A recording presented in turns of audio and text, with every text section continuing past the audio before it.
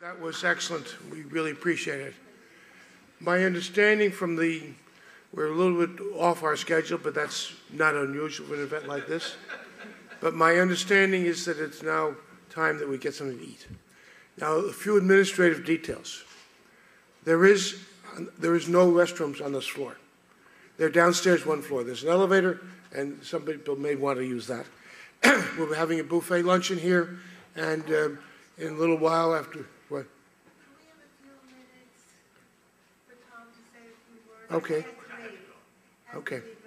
Okay. By the state. Okay, great. Okay. We're going to delay, tell the caterer we're going to delay a few minutes. 5 minutes. Okay. Thank you. Thank you, Owen. Thank you. Hi, my name is Tom Dawson. I met Bill Casey in December of 1972 when I was a 24-year-old Foreign Service officer and he was a 59-year-old about to become Undersecretary of State. Someone had to take the briefing books over to the SEC. And it was 5:30 in the afternoon, and none of the other career Foreign Service officers wanted to do it. So I took the briefing books over. He asked me lots of questions, which I got accustomed to later. And that's the last I saw of him for a couple of months, at which point he had gone through 3 special assistants selected by the Secretariat, which was that part of the State Department. It's affectionately or formally known as SS. And I got the job. I had a wonderful year and a half. And frankly, much of the rest of my life has been a result of that initial association. He claimed that he introduced my wife and myself at a church in Rio de Janeiro on a State Department trip. What actually happened was my wife was, my then almost desired but not yet girlfriend, was going to Mass on a Sunday morning. He saw her coming out of the hotel when we were, and I was going with him since I spoke Portuguese, and he invited her to join us. So a little bit of truth. The book stories are fantastic. I knew them all. The library is missing the books that he left on airplanes because I was there. I tried to pick them up. I couldn't. I bumped into him one Saturday morning at an old bookstore on DuPont Circle, which many of you will remember. I literally backed into him. He was collecting hardbacks. I was collecting paperbacks.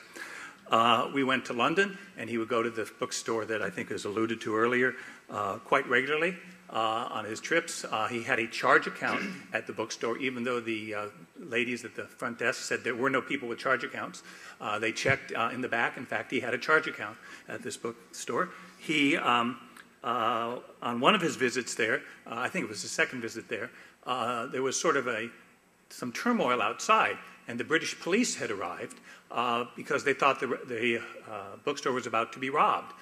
Because Casey was in there, I was there, and his 2 State Department security guys were in there, and it looked like they were casing the joint, which is exactly what happened. Bernadette may remember the story of one weekend, Mr. Casey, because I never called him Bill. Mr. Casey took one of my briefcases home, full of papers up to New York from D.C., and my briefcase never returned. Mrs. Casey later confessed that this was her story, whether true or not, was that he'd been in a hurry to go to Mass, had left the briefcase behind the car, and had accidentally backed over it. I got a replacement suitable. In Sochi, on a trip, he went swimming in the Black Sea with both his KGB and his State Department security guys. They were, I think, mostly keeping an eye on each other. In Moscow, he managed to go out to dinner at a restaurant after the KGB people had told him there are no restaurants in Moscow. This is the famous one, which many of you may know of. It's a Georgian restaurant. He went to the restaurant without a reservation, finally having convinced the KGB he could go there, and the KGB, shall we say, assisted in clearing a table for him. In Paris, one time he had an official dinner at a restaurant on Ile-Saint-Louis. I can't remember the name of it, but it was a very fancy restaurant. The next morning, he called me to his room at the Creole, very sheepish, that he had gone to the restaurant taking out some senior officials and hadn't brought a credit card. So I was sent back to pay for the dinner at this restaurant in Ile-Saint-Louis, which I did. There was a reference made to how Casey and Kissinger got along. Not well. I have to say I have a bit of a conflict since my wife wound up working in Kissinger's private office after he left for a while, but the personality issues are the same. The Casey staff, the Kissinger staff managed to change the locks on the private elevators so that Casey could not go up and down from where his car dropped him off, would have to go in through the communal elevators. I tried my best, could not get his staff to reverse it. It never was clear whether Kissinger was behind it. I certainly thought his staff would support him. But when Casey finally was in seeing Kissinger about something, Kissinger picks up the phone and growls to his secretary, "Get this man a key." So for at least the remainder of the time, he was in fact able to get the key. I went to Brazil as my next assignment. Casey went to XM, and I was applying to business school. I don't think Barbara was working at Rogers and Wells at the time, but I asked him to do a letter of recommendation. And from Brazil in those days, it's not too easy to communicate. I never heard anything back, not ever, and initially did not. After several weeks, I called up at some expense to Rogers and Wells, and the secretary on the phone says, "Well, Mr. Dawson, you know, he's sometimes a little slow in answering, but I'll get to work on it." Turned out he got the letter done, and I left the Foreign Service, went off to business school.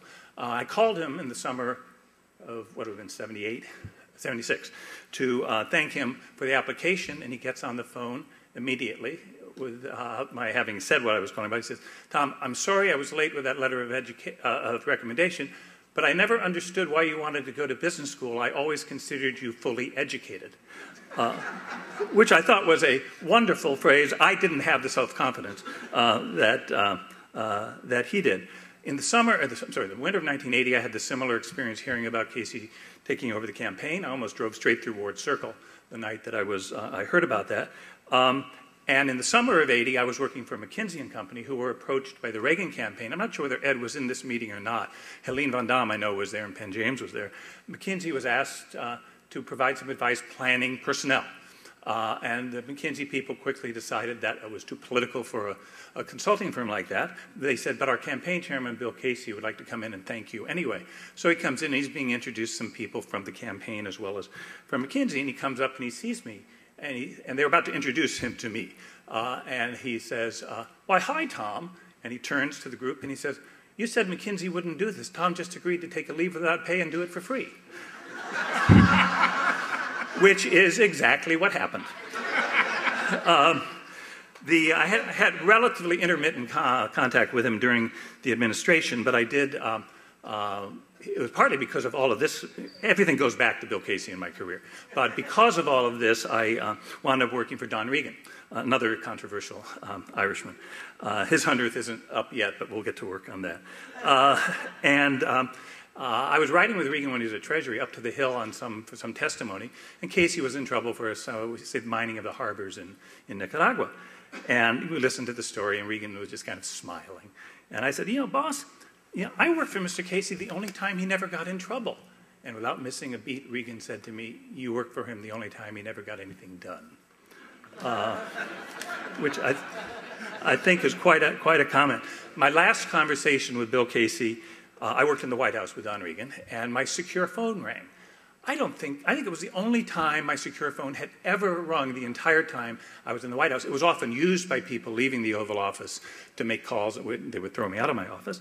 But it was Bill Casey calling, and I don't remember the individual, but it was a deceased station chief for whom I think may have been, you guys, some of you will know, I think he had gone to Notre Dame, and they were trying to do a letter from the president to Notre Dame that would reference him without referencing the agency that doesn't exist.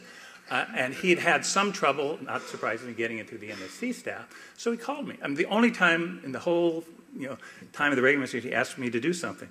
And I, of course, happily got it done and sent on. But I kind of noticed, I said, now, why was he calling me? Well, this was shortly before both he fell ill, as well as Reagan getting politically ill and leaving office. In my afterwards, when leaving the government, I was with Don Regan and his post-government employee, and I believe that was at the time. I'm sure this was the book. It was the Walking Tour of the Revolution book, yes. And it was published after he died. And is that right? I think no, the one that was published after he died was the one, the OSS. Okay, the OSS one. Okay, and I read a book review on a Sunday in the New York Times magazine, and or book review section. And so I go in Monday morning to Don Regan and I say, "Hey, did you see that Bill Casey just published a book?" And Regan gets this shocked look on his face. "You mean Woodward's right? He didn't die?" But in any event, I will absolutely say that Bill Casey lives on with me almost on a daily basis. I think about it all the time. I only see Bernadette every 10 or 15 years, but this was a fantastic event. I'm sorry I can't stay for the luncheon, but I really appreciated these stories. Stan Sporkin's story I particularly enjoyed because I remember him coming over to see Casey when I was the young guy at the State Department. Thank you. Thank you. Thank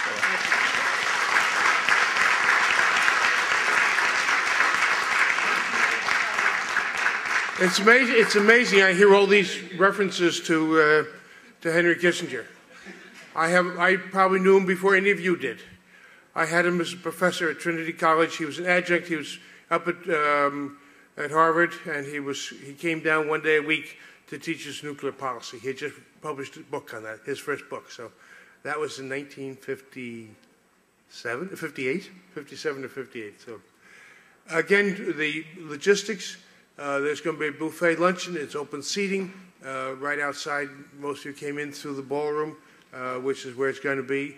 And the other logistical, well, we're going to have Ed, Mr. Attorney General, or Ed, is going to speak at about 1:30, and then we're going to reconvene here at 2, and around 2 or whenever he's finished. And the necessary rooms are one floor down. There's elevators for anybody who wants to use them. Okay, thank you very much, and we look forward to seeing you at lunch.